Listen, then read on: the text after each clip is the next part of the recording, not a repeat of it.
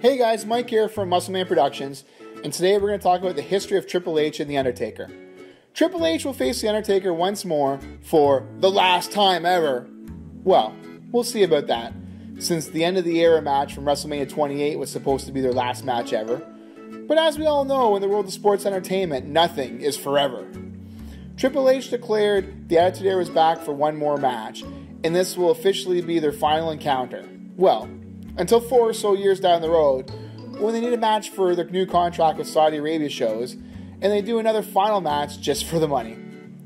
The big questions I asked out loud when I saw all the time spent on the promo of this match were, is there really a rivalry between the Game and the Dead Man? And how can people believe this match will be any good? Today I will look back at the various encounters between Triple H and The Undertaker and make my prediction for how this match will play out. Their first encounter.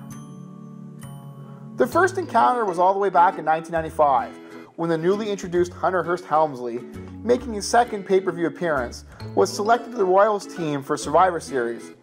The Royals were facing the Dark Side, who were led by The Undertaker.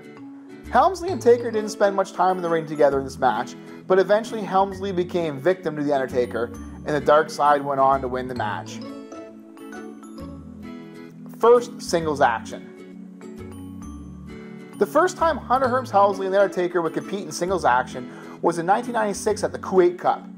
Triple H defeated Undertaker by disqualification in the semifinals of the tournament, but ended up losing in the finals.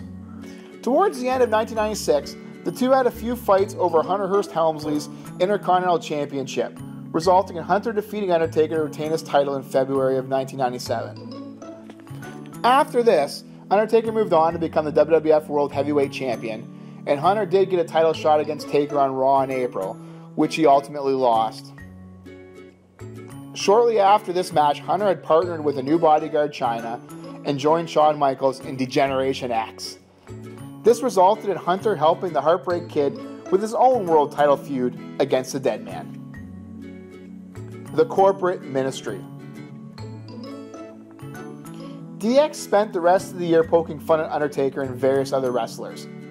Then DX, Triple H, X-Pac, Billy Gunn, and Road Dogg would engage in pretty much a gang war with Taker, Steve Austin, and the Legion of Doom, Hawk and Animal.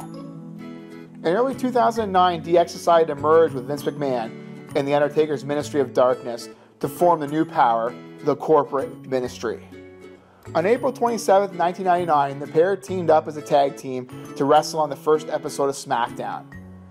But they ended up in a losing effort against Stone Cold Steve Austin and The Rock. Triple H and Taker would continue to pair up most weeks as part of the Corporate Ministry. The McMahon-Helmsley Era. Once the ministry imploded, The Undertaker returned as the American Badass, forming a tag team with his brother Kane, known as the Brothers of Destruction, and continuing his pursuit of the WWF World Championship. Meanwhile, Triple H had married Stephanie McMahon and had formed the precursor to the Authority, the McMahon-Helmsley faction, which combined a reformed DX with Vince McMahon and Shane McMahon. The Brothers of Destruction alongside The Rock on some nights would consistently be challenged by Triple H and his cast of minions. The feud continued through to 2001, when the two would have their first ever pay-per-view singles match at WrestleMania 17. While Taker would defeat Triple H, that night Stone Cold Steve Austin turned heel and joined with Vince McMahon, aligning with Triple H in the two-man power trip, and taking over the WWF. World Champion Austin and Intercontinental Champion Triple H would sweep the titles by winning the World Tag Team titles by defeating the Brothers of Destruction at Backlash 2001. Evolution. In late 2002, trying to keep his dominance in WWE, Triple H formed the new stable, Evolution, enlisting the Nature Boy Ric Flair and new faces Randy Orton and Batista. At this point, The Undertaker went back to the dark side, ensuring that there would be a few more matches between him and Triple H. The two had a couple more pay-per-view matches during this feud, with Triple H defeating Taker at Insurrection before losing to the Dead Man for the WWE World Heavyweight Championship at King of the Ring 2002. They meet again.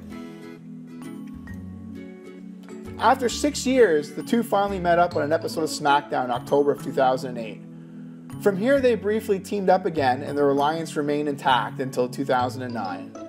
During this alliance, Shawn Michaels rejoined Triple H, and they formed a new two-member DX.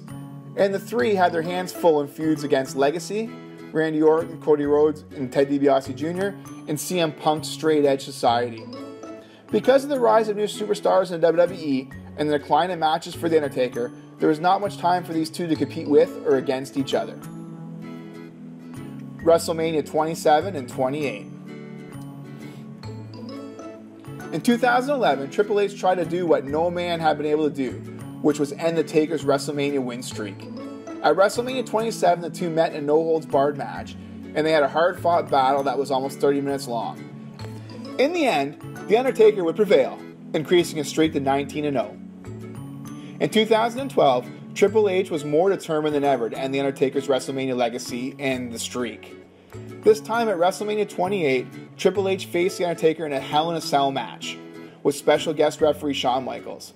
Since Michaels and Triple H were best friends, the odds seemed unfairly stacked against Taker. But in another 30-minute all-out war, The Undertaker remained unbeaten, going 20-0 at the grandest stage of them all. After this match, due to age and eroding health, The Undertaker became a rare sight to see in a WWE ring. Triple H started to move into a backstage role, and all of us WWE fans figured we would never see the two of them in the same ring again. Until now. Until the last time ever. Until the Super Showdown being shown on the WWE Network. This will not be a very good match. The autographed Mick Foley chair ratings will not be high at all. This is nowhere near a main event quality match. But what it will bring is nostalgia and happy memories. Two over the hill, past their prime wrestlers, letting fans go back 20 years to reminisce about a period when wrestling was awesome. The Attitude Era. We have seen nothing like it since, as wrestling has slowly, or some would say rapidly, declined in quality. So to bring back memories from the Attitude Era is always fun and enjoyable. Hopefully both these wrestlers come out of this match unscathed, and Undertaker doesn't get hurt too bad. Anyways, guys, leave your comments below as to who you think is going to win this match. And also, if you like the video, please give it a thumbs up and subscribe so you don't miss out on my future videos. Alright guys, take care.